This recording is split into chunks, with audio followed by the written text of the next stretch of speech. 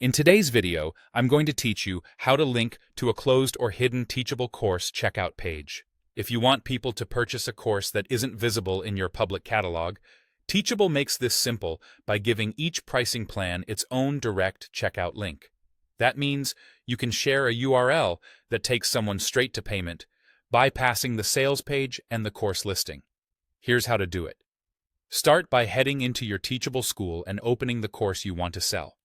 You'll land in the course's admin area. Don't worry if the course isn't visible to the public. Visibility and publication are separate. Visibility controls whether the course appears in your catalog. Publication controls whether it's live and purchasable. Next, navigate to the pricing section for that course. This is where all of your existing pricing options live, things like one-time payments, payment plans, or subscriptions you've already set up. Teachable automatically generates a unique checkout URL for each pricing plan, so you can choose exactly which offer you want people to buy. In the pricing area, look for the checkout link next to each plan. You'll see a button labeled Copy URL or something very similar. Click that. When you do, Teachable copies the direct checkout link for that specific pricing plan to your clipboard. That's the entire action you need to take inside the admin. Now you can share that link with your audience.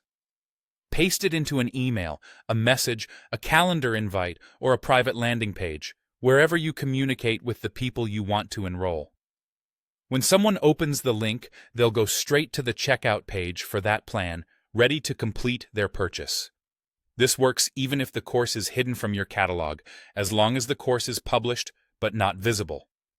If the course is unpublished or in draft, the link won't allow checkout, so make sure it's published before sharing.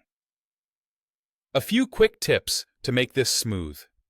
Double-check that you've copied the link for the correct plan, especially if you offer multiple price options. If you later edit or retire a pricing plan, replace any previously shared links to avoid confusion.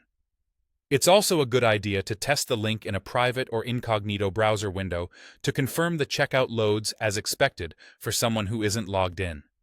And that's it. Grab the checkout link from the pricing section, share it directly, and let your buyers enroll, even when the course stays hidden from your public catalog.